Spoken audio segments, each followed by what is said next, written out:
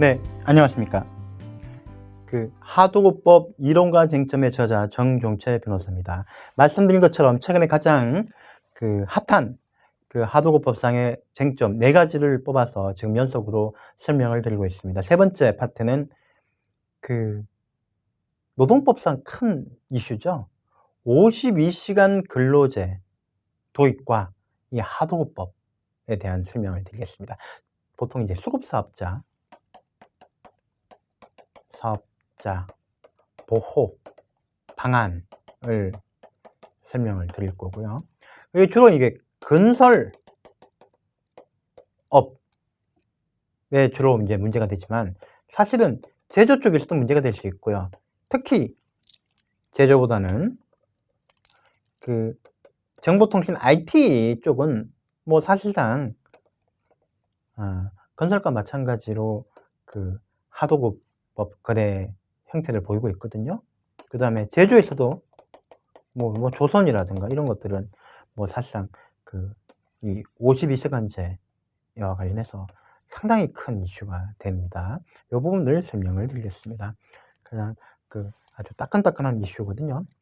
먼저 이 52시간 근로제에 대해서 간단하게 설명을 드리겠습니다. 근로기준법이 2018년 개정이 됐습니다. 주당 근로 가능 시간이 단축이 됐고 휴일 근무 수당이 할증이 됐고요.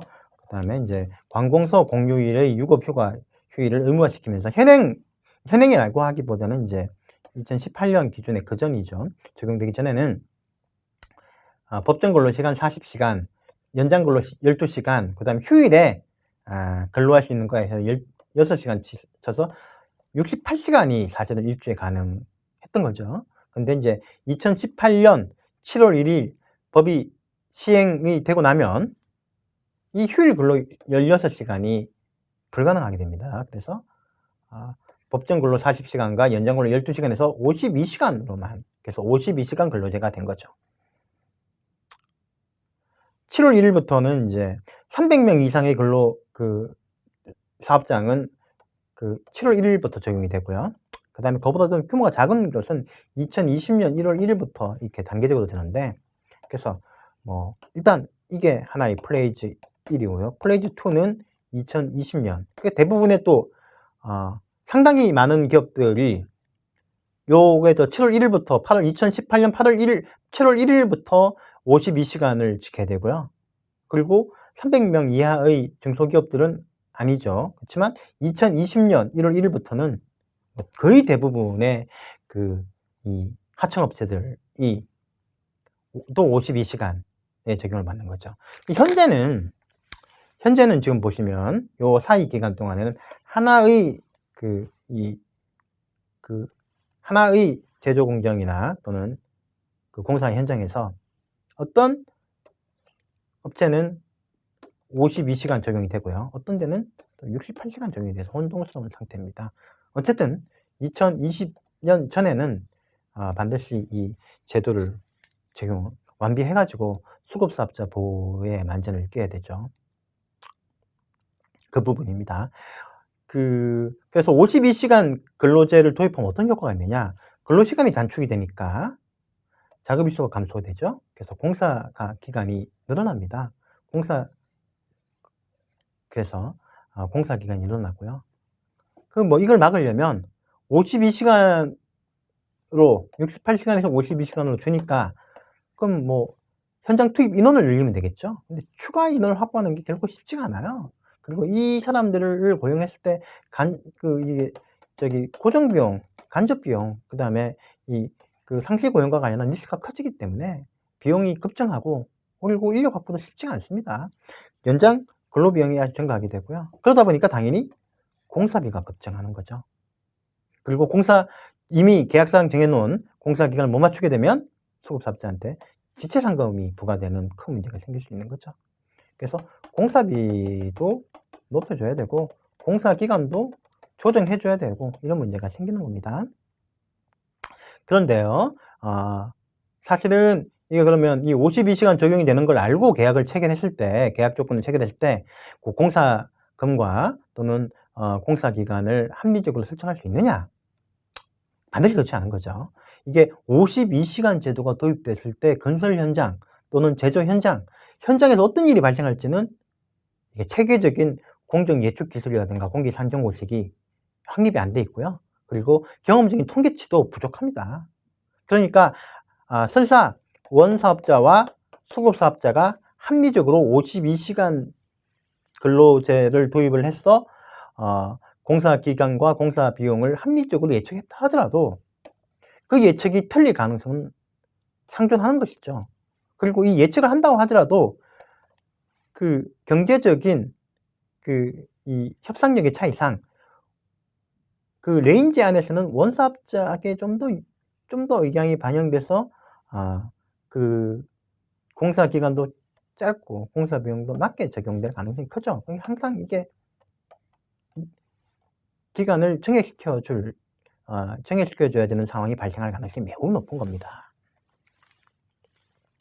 이게 이제 그런 측면이 있는 거죠. 만약에 이제 그렇지 않으면 그 기준이 없으면 기본적으로 이게 그 공사라는 것이 현장에서는 항상 공기를 단축시킬 이 요구나 니즈가 있지 않습니까?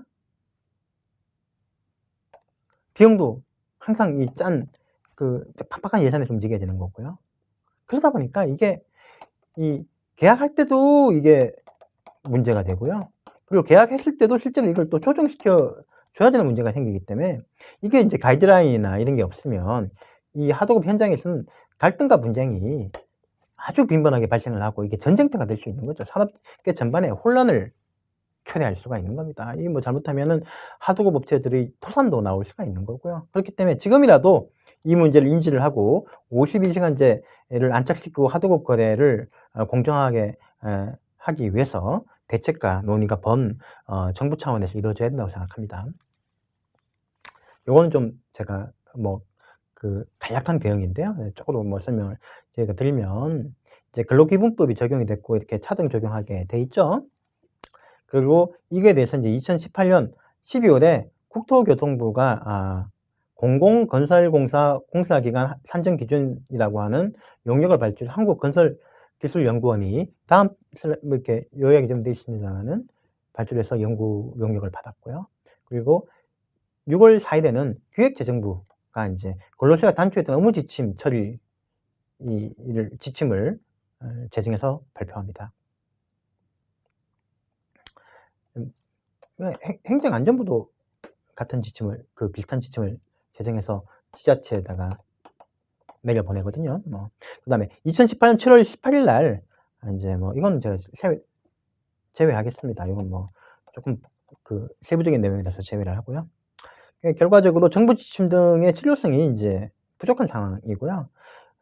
그래서 특히 이제 근로시간 단축에 따른 준공 지연이 불가피한 경우를 정부에서는 지침 등을 통해서 이제 명시를 하고 있지만 이를 판단하는 기준이 모호해서 발주처나 건설사, 그리고 원사업자, 수급사업자 간에 이견이 발생할 가능성이 커졌고요. 근로기준법 개정 발효 이전에 계약 체결된 현장에 대해서는 52시간 근로제를 예상하지 못하고 체결된 거니까 이제 그걸 반영하라라고 하는 정부 지침은 나왔습니다만은 실천 기준이 미비한 상황이고요. 그 다음에 모두가 공감할 수 있는 공기 연장이나 추가 비용 적용에 대한 그 기준도 없는 상황입니다. 그리고 나중에 말씀드리겠지만 52시간 근로제 이후에 체결된 공사에 대해서는 그걸 고려해서 결정된 거니까 이후에 결정된 게 잘못된 걸로 밝혀지거나 발효된 것이 명백한 경우에 조정을 해야 되는데 이거에 대한 근거 조항도 없습니다. 그래서 그 부분은 정말 문제가 심각하죠. 살펴보겠습니다. 기획재정부가 2018년 6월 달에 이제 발표한 근로시간 단축과 관련한 계약 업무 처리 지침인데요. 요거에 대해서는 규정을 하고 있습니다. 나중에 설명을 특별히 드리지 않아도 될 부분이라 생각을 하고요. 행정안전부의 계약 업무 운영 요령인데 비슷한 그거고요. 관련해서 건설교통부에서 이제 건설산업기본법에 따라 가지고 표준 도급 계약을 마련을 해서 이 도급 계약을 기준으로 건설 도급 계약을 체결하도록 권고가 있죠. 민간 공사의 경우에도 여기에서는 이제 이 과 관련해서 이제 규정이 들어왔습니다. 그 근로기준법 개정, 그러니까 근로시간 단축, 그리고 최근에는 이제 미세먼지 저감 조치로 인해서 이제 공기가 연장이 되는데요. 공사가 불가해져가지고 그런 경우를 대비해서 조항들이 들어왔는데, 공사 기간을 연장할 수 있는 근거 조항으로 추가를 했어요. 폭풍 이런 기상재해와 관련한 불가항력 사태, 근로시간 단축 등 법령의 제정 이거 있더라도 공사 기간을 이미 그 정해진 공사 기간을 연장할 수 있다라는 조항이 들어갔는데, 가장 큰 문제는 뭐냐면요, 하도급 계약이 52시간, 그러니까 법이 개정되고 난 다음에, 시행되고 난 다음에 하도급 계약이 체결이 됐어요. 그러니까 52시간을 전제로 해서. 그런데 하다 보니까 이게 공기 연장을 반드시 해줘야 된다, 처음에 잘못된 것이다 라고 했을 때 근로시간 단축 등 법령의 재개정 사항으로 볼 수 있느냐? 저는 어렵다고 봅니다. 이거는 법 개정, 제정, 계약이 체결되고 난 다음에 법이 개정이 돼가지고 계약 변경의 필요성이 생긴 경우를 얘기하는 것이지, 계약 체결 당시부터 예측할 수 있었던 사항이라면 적용이 안 된다고 보고 있어요. 그 다음에 불가항력도 어렵다. 그래서 이 경우는 그럼 결국은 52시간 근로제가 시행되고 난 다음에 체결된 계약에서는 이 조항이 적용되기 어렵다. 나머지도 마찬가지입니다. 계약 금액 조정에 대한 것도 23조에 있지만 마찬가지로 법령 재개정도 아니고 불가항력에 따른 거라고 보기도 좀 어렵다. 불가항력은 통상적으로 계약 당시에 예상하지 못했던 그 불가항력을 얘기하는 거라고 생각을 하거든요. 지체상금, 그럼 공사기간을 정해놓고 지체상금 면제 사유가 되느냐? 불가항력은 저는 아니라고, 일반적으로 아니라고 봤고요. 불가항력에 해당되려면은 이게 명확하게 예를 들면 태풍뿐이 아니라 또는 근로시간 연장 효과를 예상하지 못한 것을 포함한다는 구체적인 워딩이 들어가야 되고, 일반적인 불가항력은 안 보는 겁니다. 그리고 수급사업자의 책임에 속하지 않는 사유로 지체된 경우, 의외로 볼 여지는 좀 있죠. 근데 이것도 퀘스천 마크, 명확하지 않다. 그래서 분쟁의 소지가 생긴다 라고 생각하고 있습니다. 그리고 건설에 적용되는 공사계약 일반 조건에서도 지체상금과 관련해서는 이제 불가항력, 그 다음에 계약 당사자의 책임 없는 사유, 마찬가지로 이 경우에도 논란이 있더라. 특히 불가항력은 좀 어렵다고 보고요. 그 다음에 책임 없는 사유도 앞에 보면 예시로 원자재 수급 불균형, 조달 지연, 사급자재의 구입 곤란 등 계약 당사자가 책임질 수 없는 사유라고 되어 있는데, 이렇게 예시를 들어놓으니까 이 근로시간 단축의 효과를 예상하지 못했다는 거 또 여기에 포함되느냐는 오히려 더 퀘스천 마크가 두 개가 생기는 거죠. 아닐 가능성이 커져버리는 겁니다. 법 해석상.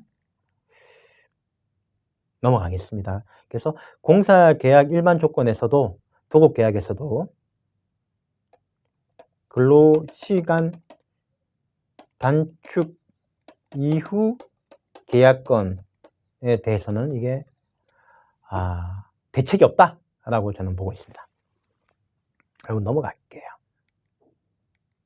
표준 하도급 계약은 결론적으로요, 이 근로시간 단축이나 이런 거를 전혀 고려하지 않고 법 개정이 안 됐어요. 이건 아니고요. 요건 최근에 이제 개정이 됐는데 그걸 개정한 건 아니고요. 그냥 다른 거 개정한 거고, 조항이 없습니다. 네. 근로시간 단축을 전혀 고려해서 하도급 계약이, 표준 하도급 계약이 체결되지 않았습니다. 이건 반드시 고쳐져야 됩니다. 문제가 크다고 보고 있습니다. 그럼 결론적으로 이제 좀 말씀을 드리면, 결과적으로 52시간 근로시간 단축제도 시행과 관련해서는 이 공공계약에 적용되는 공사계약 일반 조건이라든가 민간계약에 권고되는 표준도급계약에는 관련 조항이 들어왔어요. 하지만 표준하도급계약에는 전혀 이렇게 반영이 안 됐습니다. 이거 심각한 문제다라고 보고 있어요. 그리고 공사계약 일반 조건이나 표준도급계약에 반영된 사항 역시도 제도 시행 이전에 계약이 체결되고 공사기간과 공사대금이 정해진 경우에 제도 시행으로 인한 효과를 사후 변경, 사후적인 사정 변경으로 반영하는 것은 근거가 마련됐다. 하지만요, 제도 시행 후에 입찰 공고가 되거나 또는 계약 체결된 경우에는 문구상으로는 적용이 어렵다. 이것도 심각하다. 그래서 이것도 빨리 손은 봐야 된다라고 저는 보고 있습니다. 수급사업자의 열악한 지위나 협상력의 차이, 하도급 거래 시 거래 관행에 비추어 볼 때 52시간 근로제에 따른 조정인 하도급 거래에서 더 중요한 거죠. 기본적으로 이제 공사계약 일반 조건이라든가 또는 표준 도급 계약은 보통 일반적으로 발주자하고 시행사, 건설사, 기타 등등하고 적용되는 게 일반적인 거고요. 물론 이것도 하도급 계약에도 반영될 수 있지만 하도급 거래에서는 보통 표준 하도급 계약서가 사용이 되죠. 그래서 이거에 대해서 공정거래위원회의 조치가 빨리 필요한 사항이다. 특히 500인에서 300인 사이의 중소기업에 적용되는 시점인 2020년 1월 이전에 신속히 대책이 마련돼야 된다. 요 시기 금방 오거든요. 지금 2019년 벌써 지금 6월 7월이지 않습니까? 이제 반년도 안 남았어요. 빨리 이제 그 대책을 마련하고 공정거래위원회가 주도가 돼가지고 민간 전문가들의 지혜도 모으고 업계에 이제 그 의견도 모으고 실태도 조사하고 그리고 특히 이제 공정관리 시스템 전문가나 전문 업체들에 좀 조언도 구하고 해서 대책을 빨리 마련해야 됩니다. 이대로 갔다가는 큰일 납니다. 현장에서 큰 혼란과 분쟁만이 야기될 뿐이죠. 이제 하도급 계약 체결 이제 그렇게 사실 이렇게 하면 이제 수급사업자의 권리를 보호하기 위해서는 투 스텝이 필요합니다. 원 스텝이 필요한데 원 스텝은 계약 체결 시점에 그 다음에 체결 이후입니다. 계약 체결 시점에 측정한 공기를 분석해서 이걸 계약서에 반영할 필요가 있습니다. 그리고 당연히 전문적 산정 필요하고요. 그 다음에 자유로운 협상이 필요합니다. 기술자문위원회의 심의나 또는 공정전문회사의 자문을 통해서 공사 유형별, 단위 공정별로 적정한 공기 산정 절차를 거쳐도록 해야 되고요. 구체적인 공정별, 단위 작업별 공기 검토를 통해 하도급 거래 시 공기 결정을 적용할 수 있도록 해야 됩니다. 합리적인 공사기간 산정 방식도 빨리 이제 그 지혜를 모아야 되고요. 법정 근로시간의 준수를 원칙으로 해서 주 52시간 중 연장 근로시간 12시간은 공기 만회를 위해서 돌관 공사에만 활용하는 것을 원칙으로 해서 산정해야 됩니다.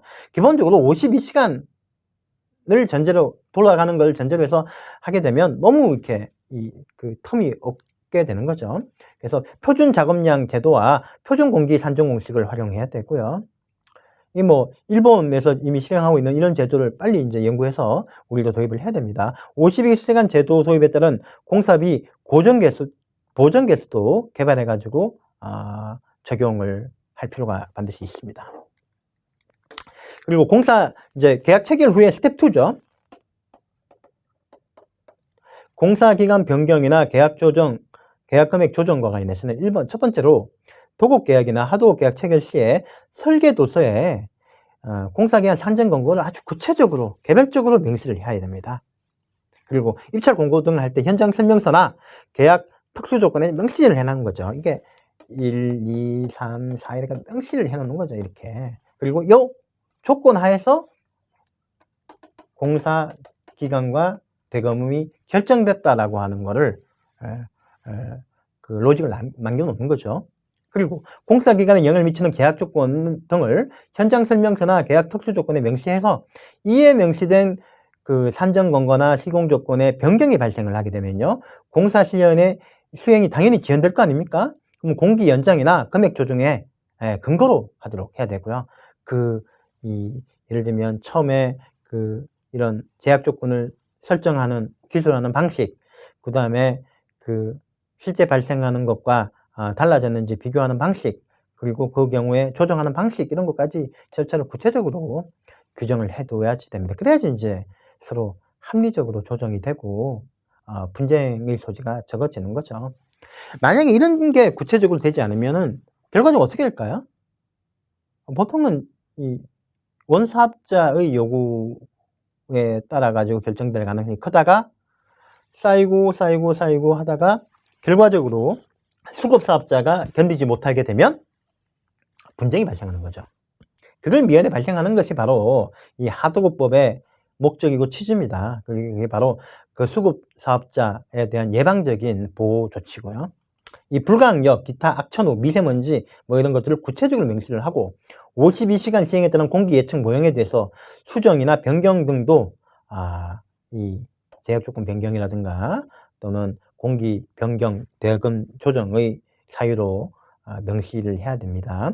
당초 예상이나 또는 기존의 통계를 활용해서 정한 비작업 일수나 실제 발생한 사항과의 차이 등을 설계 변경으로 봐가지고요, 조정할 수 있도록 해줘야 되고요. 근로시간 단축에 따른 공사기간 재검토나 추가 비용 산정에 대해서도 검토를 해야 됩니다. 단위 공정, 총 공사기간에 따른 근로시간 단축 영향을 분석해야 하고요. 추가 공사비, 특히 이제 간접비 산정과 관련해서 또 이제 하고, 특히 이제 공기가 이제 밀리지 않습니까? 단순히 이제 밀린다는 게 아니라 공기만의 비용에 대해서는 추가적으로 더 많이 비용이 들 수 있거든요. 이런 것들까지도 감안해서 고려를 해야 되겠다라는 의견입니다. 그래서 이제 그 표준 하도급 계약서에 대해서는 이제 구체적으로 안이 마련이 되면 업계하고의 논의를 거쳐가지고 이제 정해야 되겠지만, 제가 이제 그냥 하나의 아이디어, 러프한 아이디어는 지금 표준 하도급 계약서 13조의 1에 근로시간 단축 등의 사유에 의한 공사기간 연장과 관련한 일단 조항을 두고, 법령에 따른 근로시간 단축 등의 사유로 공사 수행이 지연되거나 지연될 것으로 인정되는 경우 수급사업자는 서면으로 공사기간의 연장을 원사업자한테 요구할 수 있다. 근로시간 단축 등의 사유가 하도급 계약 체결 시 존재하였던 경우라도 수급사업자의 현저한 과실 없이 당초 정한 공사기간보다 공사 수행이 현저히 지연되거나 지연될 것으로 예상되는 경우에도 수급사업자는 서면으로 공사기간의 연장을 원사업자에 요구할 수 있다 라고 하는 이런 개별적인 조항을 일단 추가를 하고 하는 방향으로 표준 하도급 계약서를 빨리 수정할 필요가 있다고 보고 있습니다. 네, 이상으로 52시간 근로제의 도입과 이에 따른 수급사업자 보호 방안에 대해서 제가 설명을 드리겠습니다. 고맙습니다.